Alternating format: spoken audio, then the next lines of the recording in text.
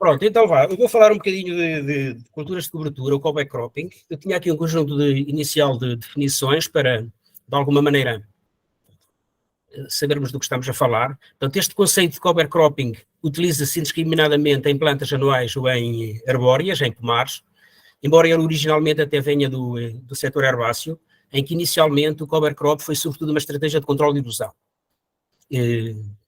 muito desenvolvida nos países com mais problemas de erosão, é que normalmente também seguiram ou se desenvolveram as estratégias de sementeira direta. Depois o conceito foi evoluindo para uma questão igualmente de natureza ambiental, surgiu o conceito de catch crop, em que se utilizavam culturas basicamente com o objetivo principal de absorver, digamos assim, o excesso de azoto residual no fim dos ciclos culturais, no fim das culturas principais no verão, e que depois eram normalmente cultivadas no outono para reduzir a lixiviação de nitratos para os cursos de água e a desnitrificação.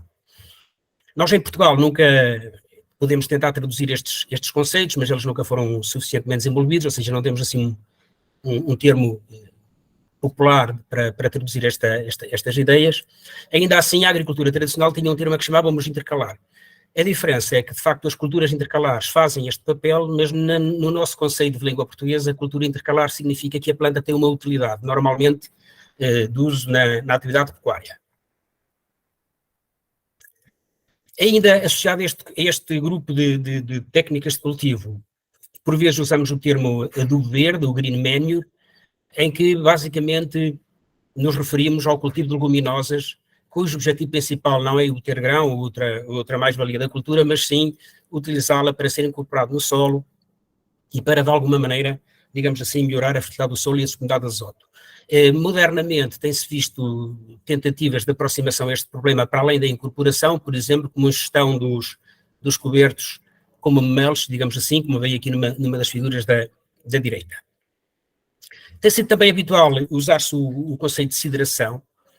No passado, na língua portuguesa, este conceito era mais ou menos sinónimo de adubo verde ou de green manure, embora recentemente tem, digamos assim, e quase sempre, estava sempre associado à utilização de leguminosas e ao enriquecimento do solo em azoto. Recentemente tem-se utilizado este termo sidração para uma grande diversidade de culturas, mesmo de outros grupos botânicos, como brássicas, gramíneas, etc. O conceito de mulching também deve ser entendido nesta área, digamos assim, não tem uma tradução, digamos assim, popular na língua portuguesa, mas basicamente os mulches são coberturas de solo, podem ser com inertes, podem ser com plantas, pode ser com biomassa morta, todo o tipo de materiais que se utilizam para cobrir o solo e para ter efeitos diversos, como a redução da evaporação, a redução da temperatura do solo, portanto, um conjunto de papéis diversos em que nós utilizamos mulches coberturas de solo na agricultura.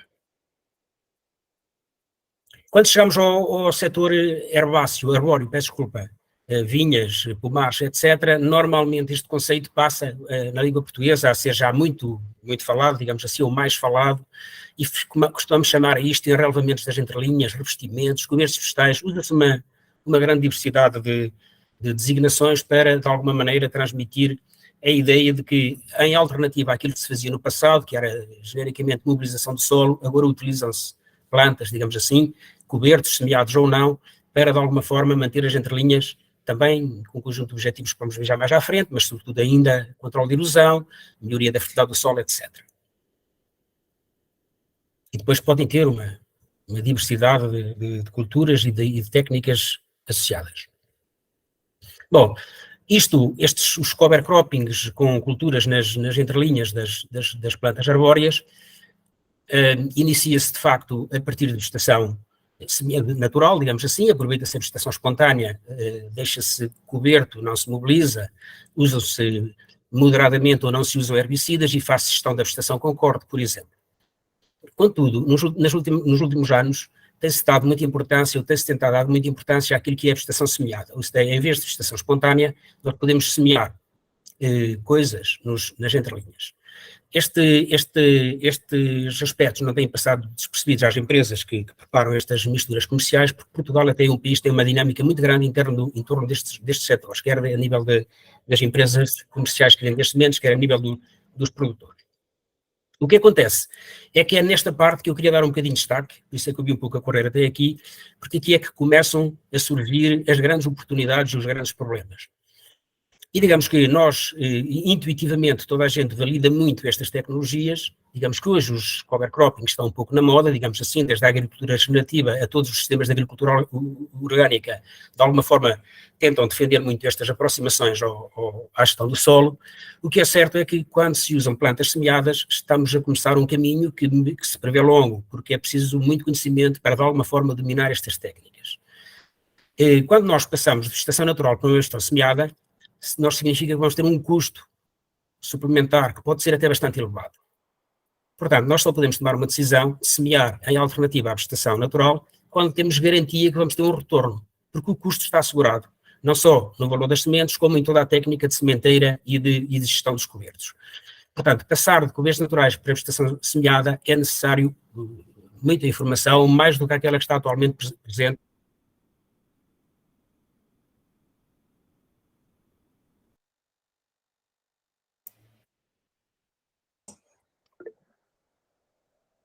Professor Manuel Ângelo, está com problema, penso que deve ter carregado no microfone e está desligado. Deixámo-lo de ouvir. Peço imensa desculpa. Está reposto. Agora está? Está reposto, sim.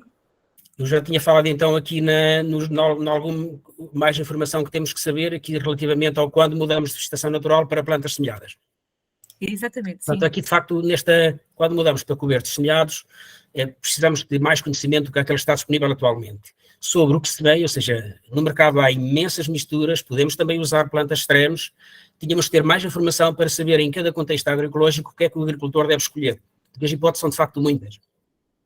Quando se semeia, como se semeia, com que objetivos, estabelecer bem os objetivos, para que de facto tenhamos garantias que vamos tirar um partido agroambiental, etc., do custo que vamos despender, como se gere os cobertos. 90% dos produtores que já experimentaram, 2 anos depois, não conseguem identificar uma planta semeada nos seus pomares. Portanto, ou seja, tiveram a trabalhar, mas 2 anos depois voltou a ter a vegetação natural, ou seja, não se consegue fazer persistir os cobertos. Qual a duração útil destes cobertos, não é? Portanto, se estamos a semear, a investir, supostamente isto devia ser, para alguns tipos de cobertos uma técnica mais ou menos ad eterno, não é? Que se mantivesse durante um longo período de anos. Mas como podemos imaginar, tudo o que nós semeamos é exótico no local, não é seguro que esteja mais adaptado e que tenha condições de competir com a vegetação natural, que essa sim é muito competitiva, não é? Ela existe espontaneamente, sem necessidade da ajuda do homem. Como é que nós conseguimos, com vegetação, que não é necessariamente daquele agrossistema, que ela persista e que combata, digamos assim, que ganha a competição com a vegetação natural. Portanto, há aqui, de facto, um longo caminho que ainda temos que trilhar, digamos assim, para que possamos dar informação um pouco mais válida, digamos assim, mais útil aos produtores. Bom, vamos então desenvolver um pouquinho mais aqui o conceito desta parte dos cobertos vegetais semeados. Portanto, temos que pensar na escolha das espécies, na instalação e na gestão. Bom, quando chegamos a esta fase, pressupomos que já tomamos uma decisão que não queremos os outros sistemas que estariam para trás, não é? O primeiro seria a mobilização do solo, está super debatido em todo o lado, temos problemas de erosão, temos problemas de quebra da matéria orgânica, temos problemas de eutrofização das águas, assoreamento, etc. Portanto, mobilização, em princípio, não é aceita ou não deveria ser aceita em sistemas de agricultura, digamos assim, orgânicos, embora a nossa agricultura biológica, por exemplo, continue a aceitar que os produtores mobilizem o solo.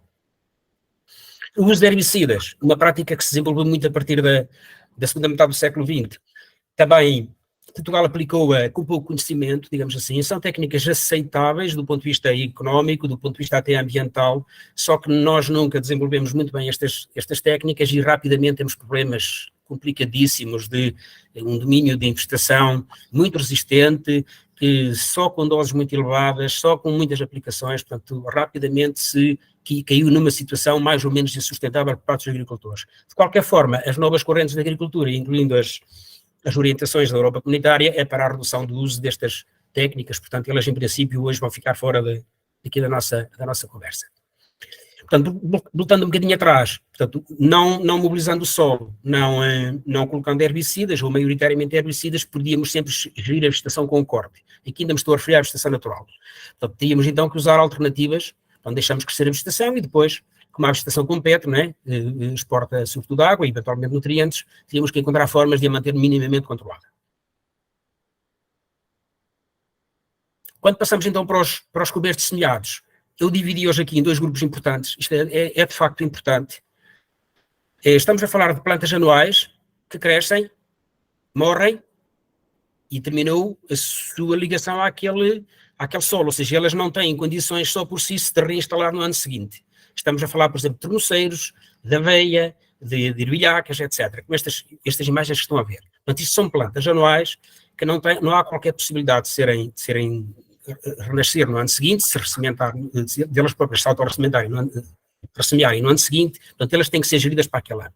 Claro que, em alguns agrossistemas, estas plantas fazem todo o sentido. Nós, numa planta destas, que vocês veem aqui nas fotografias, nós podemos meter 180, 200 quilos de azoto por hectare, num ano.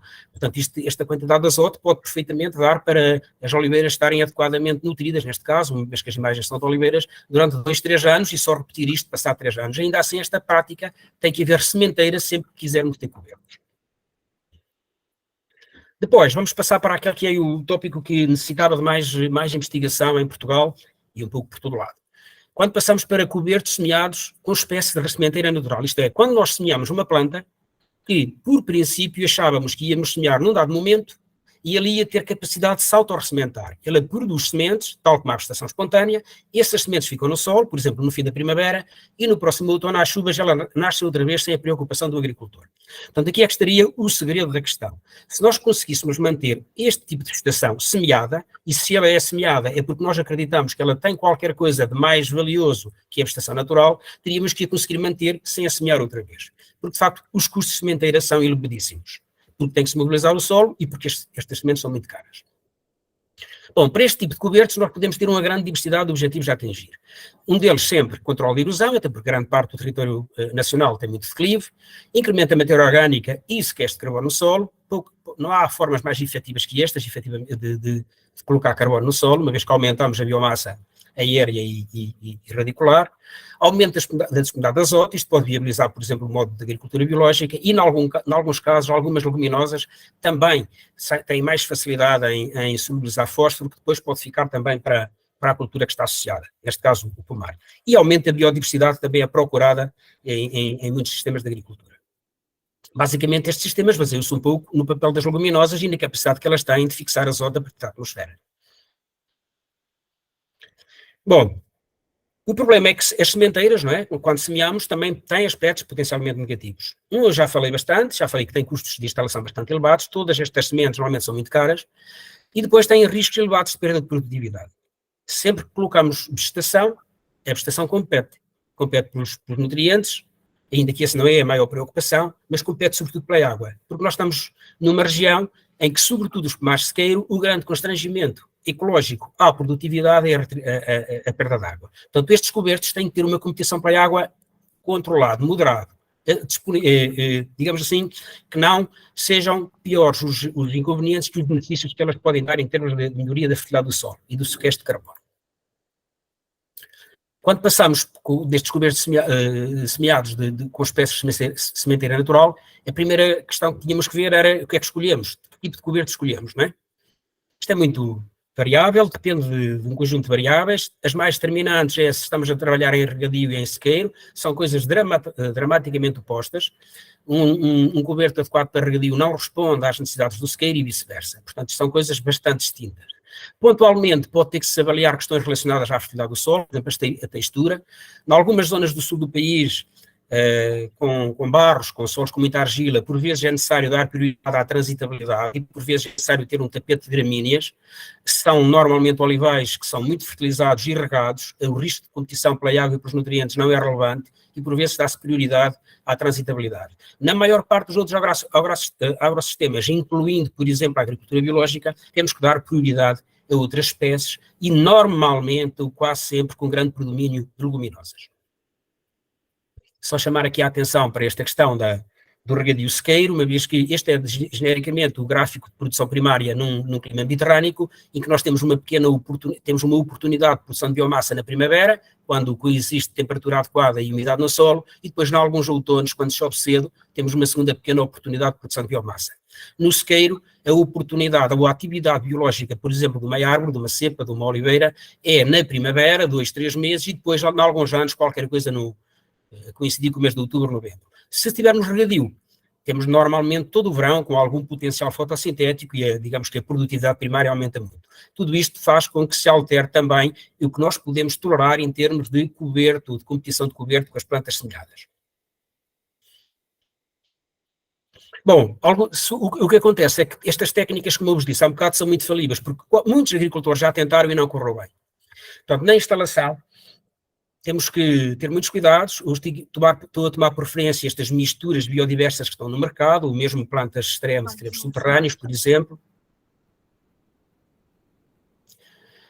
A lógica para estas sementeiras em clima mediterrâneo é semear o mais cedo possível. O agricultor tem que estar preparado e nas primeiras chuvas relevantes, que assegurem germinação, tem que semear, porque são plantas ainda que sejam muito resistentes ao frio no inverno, na fase de roseta, elas são muito sensíveis ao frio na fase de germinação. Portanto, tem que se preparar o solo, normalmente não mais que 10 centímetros de profundidade, depois tem que se estabelecer uma densidade semeadora adequada para a espécie que vamos semear, por exemplo, se forem trevos subterrâneos, ou trevos andam na casa dos 15 a 25 kg por hectare, e depois temos que ter muito cuidado com a profundidade sementeira. A semente não pode ficar a mais de 2, 3 centímetros. Se não tivermos um semeador de sementes miúdas, facilmente regulável, temos que tentar fazer isto com distribuidor centrífugo ou aplicar à mão e depois, como agrade, colocar as sementes muito superficiais.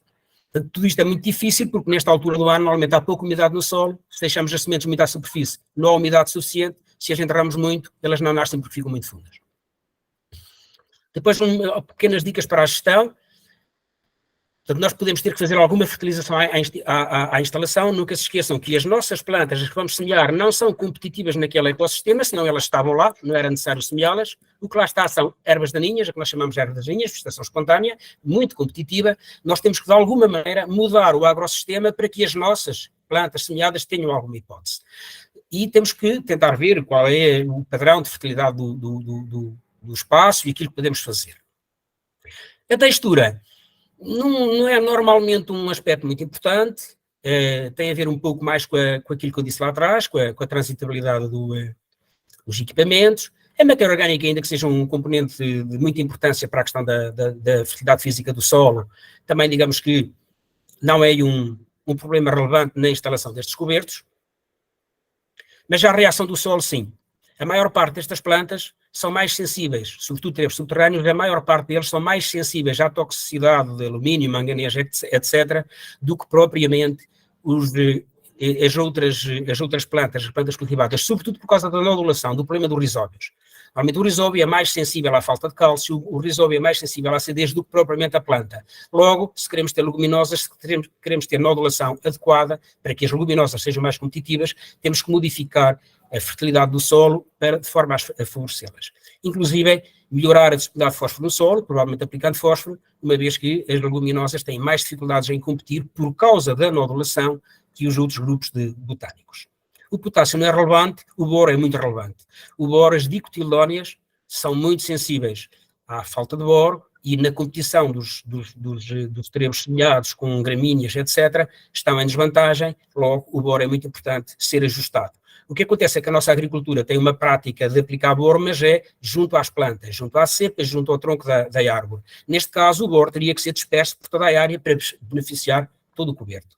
Inclusive, em alguns solos, eles são tão pobres, ainda que não pareçam, porque normalmente nos pomares e nas vinhas faz-se aplicação localizada de fertilizantes. Nós podemos ter um solo super fértil debaixo da cepa, super fértil debaixo da copa da oliveira, mas completamente pobre na zona de fora da copa, onde não caem folhas, onde nunca se aplicaram nutrientes. Nessa zona é onde se vão desenvolver os cobertos. Essa zona pode ter fósforo em níveis tão baixos que nem as leguminosas se instalam adequadamente, porque a nodulação é exigente, incluindo em azoto, nas primeiras 3, 4 semanas antes da leguminosa estar instalada e antes de ocorrer o processo de nodulação. Depois umas notas sobre a gestão do coberto, assim muito a correr, peço desculpa. No ano da instalação, normalmente não surgem problemas. Todos os agricultores se nascer, recorre relativamente bem durante o problema. Nos nossos ensaios, nós temos dezenas e dezenas de ensaios disto, chegamos a ter graus de cobertura de 100% no primeiro ano com a espécie semeada, em que praticamente não se vê mais nada a não ser aquilo que a gente semeou. No primeiro ano pode não ser necessário fazer mais nada. Agora, nunca cortar ou pastorear no período de floração. Estamos a falar de plantas de sementeira natural. Precisamos das flores e das sementes para que a planta possa se instalar sozinha, sem custos, no ano seguinte. Por vezes, depois das sementes estarem maduras, se ficarem infestantes de pé, aí sim podemos intervir, fazendo um corte pós-maturação das sementes, mais já a caminhar para o fim da primavera e início do verão. Após o primeiro ano, temos que assegurar que mantemos boro, fósforo, cálcio, todos esses nutrientes que são disponíveis e que beneficiam a leguminosa em detrimento dos restantes grupos botânicos.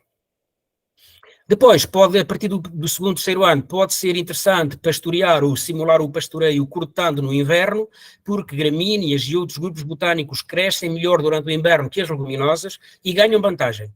Quando a leguminosa vai para sair a partir do mês de março, o espaço, o nicho já está ocupado, já há pouca radiação e a leguminosa perde a concorrência. No inverno pode haver necessidade, tem que ser monitorizado o campo, pode haver necessidade de cortar ou pastorear para atrasar toda a vegetação, para que depois, a partir de março, as leguminosas possam arrancar, pelo menos em igualdade de condição com a restante vegetação.